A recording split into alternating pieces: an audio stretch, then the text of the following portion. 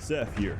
Today, I'll be reviewing Rimworld, because it hit 1.0 recently, and it's pretty fucking great. It's made by a few people Did I play in during Montreal, 1.0? China, including this guy, who wants you to buy his book. Rimworld is a sci-fi colony simulation game, which includes, but is not limited to, forceful organ harvesting, cannibalism, catching carcinomas from breathing in toxic fallout, and cargo pods falling from the sky directly on your favorite animal. Rimworld's got it all. It's very similar in the vein of Dwarf Fortress. You generate a planet, you choose some appropriate colonists, which could either be useful members of society possessing skills that will improve your chances of survival, or mentally challenged apes who can't actually contribute anything meaningful to your colony besides being a walking, breathing, shitting sack of human meat. And then once you've chosen them, you crash land on a location of your choice. The location of your choice could be a reasonable one, like a forest with appropriate vegetation and close proximity to friendly colonies, or you could land in the middle of Malaria Town, or maybe you'd like to spice things up and crash in a sub-zero ice sheet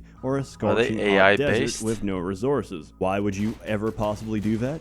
Because it's fun. Your ultimate goal? Get yourself a working ship and get the fuck off this planet. But surviving that long and managing the combined autism of multiple colonists who think beating the shit out of each other just prior to a pirate raid is a good idea will make that exceedingly difficult. When starting a new game, Rimworld asks you to choose from a selection of 3 different AI storytellers. These influence the event and the frequency at which they occur as part of your colony's story. In no particular order, they are Cassandra Classic, who will progressively increase the challenge your colony experiences by sending a pack of alpha beavers to eat all your trees 5 times in a row. There's also Phoebe Chillax, who suffers from bipolar disorder. She does absolutely nothing for several months, making you question whether or not the game is broken. Then she'll send 2 hordes of pirates with sappers who will dig for your defenses while all of your colonists simultaneously catch intestinal parasites from not wearing appropriate protection when eating ass. And then there's Randy Random. Randy doesn't hide the fact that he's out for your blood and doesn't actually give a shit what happens to your colony. I played Events on this will happen,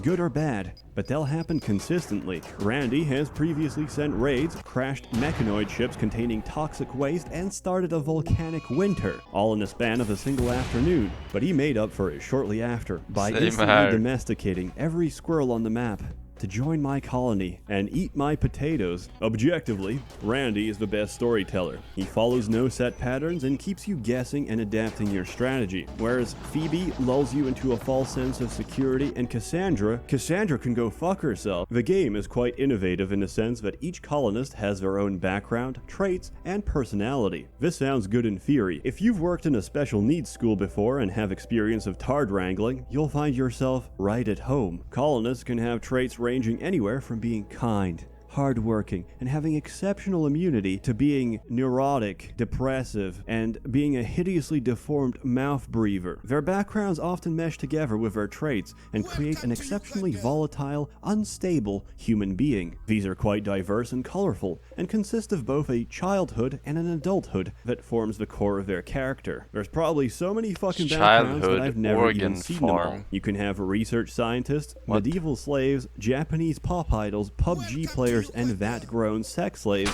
all living in the same colony. Or you can get a special snowflake who, due to their pampered childhood and traumatic adulthood, can do no useful work and sexually identifies as limestone. I recommend stripping these people nude, handing them some dog food, and sending them out to the wilderness. Don't worry, they'll be fine. Oh shit, she got captured by pirates.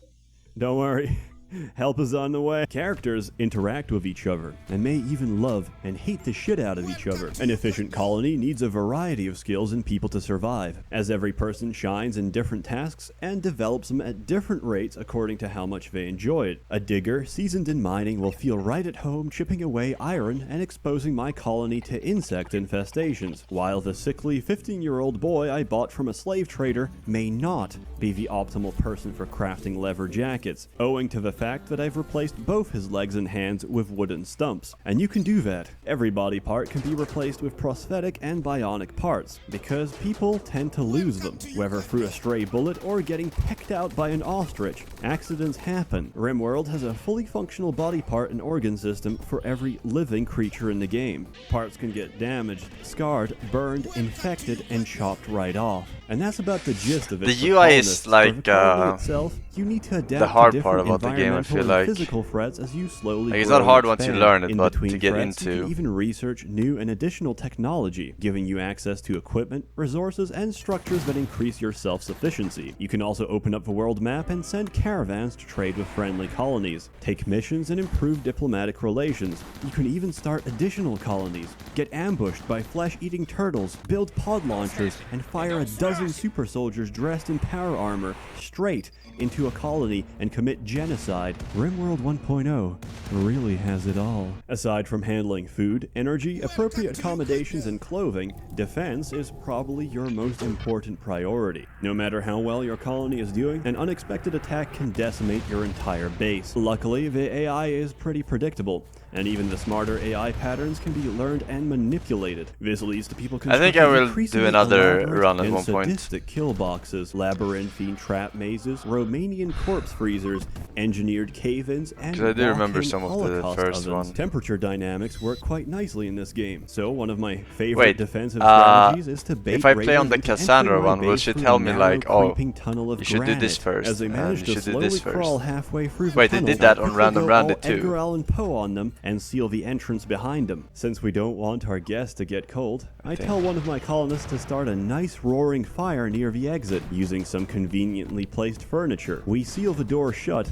and that's when they make the realization the walls are covered in scratches. The tunnel heats to several hundred degrees Celsius. Clothing ignites, flesh fries, and skin melts off a bone. Each man will dig and claw at the walls in futile desperation, tearing their nails out while their organs boil. And then Randy will drop a cargo pod containing milk. The best trait, of course, is psychopath. That's a bit of a segue, but I felt that I should talk about my current colony. I exclusively recruit psychopaths because they practice what I call moral relativism, and I practice what some would call an organ harvesting operation, which personally I find to be a very offensive and bigoted term to describe non-consensual organ arbitrage. Why do I do it? Because it's very profitable. A human in Rimworld can provide you with free healthy organs before they need to rest. One of his kidneys, one of his lungs, and a free choice between his liver or heart. My colony makes every attempt to grow smoothly and weed out undesirables who can't adapt to corporate culture. This one didn't dodge so well. At least he'll make a good sofa. It's amazing how quickly this game turns you into a monster. Surprisingly though, every faction loves me. Besides the raiders, even on the frontiers of civilization, you can't escape the unwashed horde of human rights activism. The soundtrack is pretty alright, but Tanan keeps asking me to buy it separately, together with his book. The graphics are pretty clean and simple, and have a certain charm to how minimalistic they are. It's very utilitarian in its appearance, but still very pleasant. To close off, Rimworld is very expansive with its content right now, and can easily consume hours and days of your life. It's very addictive, challenging, and frustrating. I simultaneously give my highest recommendation and a word of caution, since I genuinely believe my blood pressure and cortisol levels sharply rise when playing this game. It's fucking great.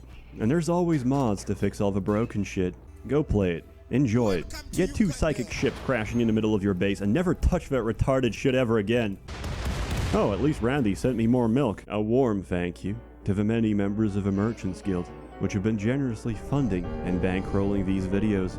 You're all truly wonderful. Have a good one. We'll give it another shot.